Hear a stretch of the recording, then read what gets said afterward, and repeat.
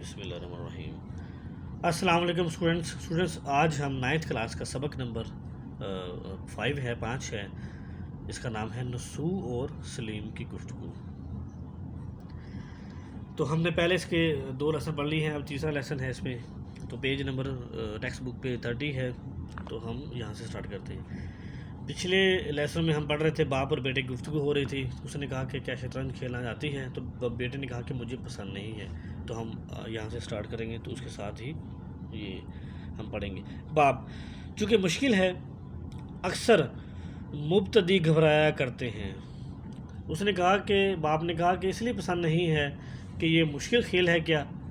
اس نے کہا کہ اکثر مبتدی یعنی کہ جو سٹارٹ کرتا ہے کوئی بھی کھیل، اسے کہتے ہیں ابتدا کرنے والا۔ مبتدی ابتدا کرنے والا، شروع کرنے والا، سٹارٹ کرنے والا، وہ اکثر گھبرایا کرتے ہیں، پریشان ہوتے ہیں کسی بھی کھیل کو شروع کرنے میں۔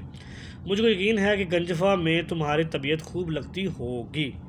اس نے کہا باپ نے کہ مجھ کو یقین ہے کہ تمہاری طبیعت جو ہے وہ خوب لگے گی گنجفہ میں، یعنی کہ تاش وغیرہ میں، وہ بنسبت شطرنج کے بہت آسان ہے۔ یعنی کہ اس نے کہا کہ تاش جو ہے بنسبت یعنی کہ شطرنج کی نسبت بہت آسان ہے، تو اس میں مجھے لگتا ہے کہ اس میں تمہاری جو طبیعت ہے وہ خوب جمے گی، لگے گی۔ بیٹا: ہاں، شطرنج کی نسبت کر گنجفہ کو زیادہ ناپسند کرتا ہوں۔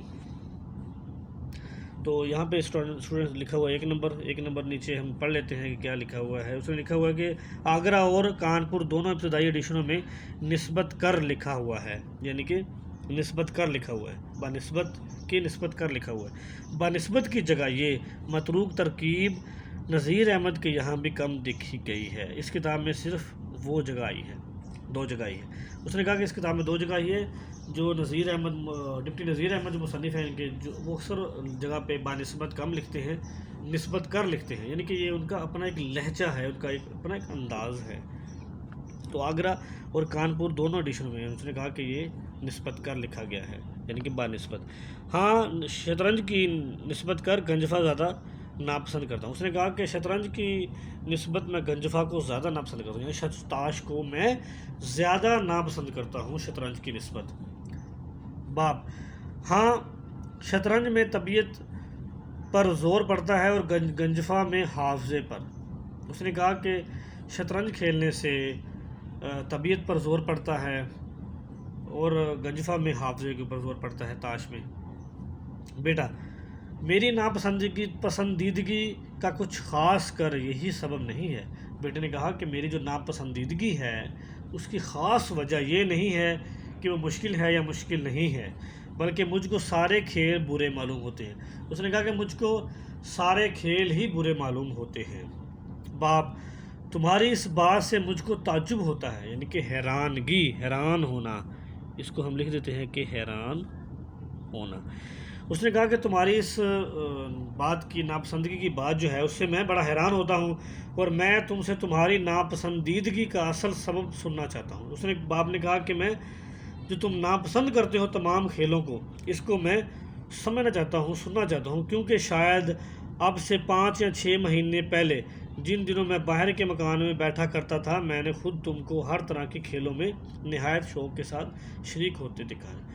اس نے کہا کہ اب تم بالکل بھی ناپسند کرتے ہو ہر چیز کو، لیکن کچھ عرصے پہلے میں نے تمہیں دیکھا ہے کہ تم بہت سی کھیلوں کو کھیلا کرتے تھے اور پسند کیا کرتے تھے، کھیلوں کو پسند کرتے تھے۔ اب ناپسندیدگی کی وجہ کیا ہے وہ میں جاننا چاہتا ہوں، باپ نے کہا۔ بیٹا: آپ درست فرماتے ہیں۔ بیٹے نے کہا کہ ابا جان آپ درست فرماتے ہیں، میں ہمیشہ کھیل کے پیچھے دیوانہ بنا رہتا تھا، یعنی کہ میں ہمیشہ کھیل کے پیچھے ہی لگا رہتا تھا، دیوانہ بنا رہتا تھا، مجنون بنا رہتا تھا، مگر اب تو مجھ کو ایک دلی نفرت ہو گئی ہے، یعنی کہ دل سے ہی، اندر سے ہی نفرت ہو چکی ہے۔ بیٹا یعنی کہ باپ اب بولا، آخر اس کا کوئی سبب خاص ہوگا، یعنی کہ اس کی کوئی خاص وجہ ہوگی، کوئی مخصوص وجہ ہوگی کہ جو تمہیں تمام کھیل ہی ناپسند ہیں۔ آخر ایسی کیا وجوہات ہے جو تمہیں یہ کھیل جو ہیں وہ سارے ناپسند ہیں؟ اب بیٹا: آپ نے اکثر 4 لڑکوں کو کتابیں بغل میں دابے گلی میں آتے جاتے دیکھا ہوگا، دابے چھپائے ہوئے۔ बगल में दाबे यानी कि छुपाए हुए, गली में आते थे, देखा होगा। बेटे ने कहा कि अब्बा जान आपने अक्सर 4 लड़कों को किताबें रखे हुए अपने पास संभाले हुए छुपाए हुए गली में आते आते देखा होगा। बाप, वही जो गोरे गोरे 4 लड़के एक साथ रहते हैं, फटी फड़ी जूतियाँ पहने, मुंडे हुए सर, ऊंचे पजामे, नीची चोलियाँ, यानी कि जूती उनकी टूटी हुई, उनके सर मंडे हुए, जो पजामे पहने हुए वो भी ऊंचे ऊंचे, और उनकी जो कमीज़ें हैं वो लंबी लंबी सी और गोरे गोरे से, यानी कि ये उनके अपने लड़कों को हुलिया बताया बाप ने। बेटा, हाँ जनाब वही 4 लड़के, यानी कि हाँ बिल्कुल वही 4 लड़के हैं। बाप, फिर, यानी कि तो फिर क्या? बेटा, भला आपने कभी उनको किसी किस्म की शरारत करते देखा है? बेटे ने कहा, क्या आपने कभी उन 4 लड़कों को कभी किसी किस्म की शरारत करते हुए खेलते हुए देखा है? बाप, कभी नहीं देखा।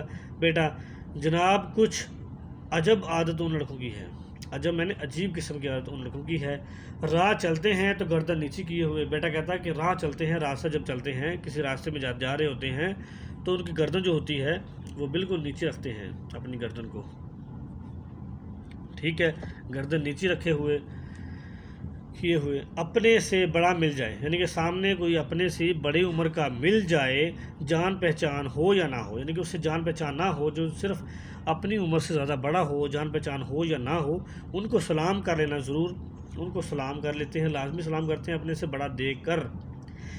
कई बरस से इस महल्ले में रहते हैं, कई सालों से इस महल्ले में रहते हैं, बरस मैंने साल, कई सालों से इस महल्ले में रहते हैं।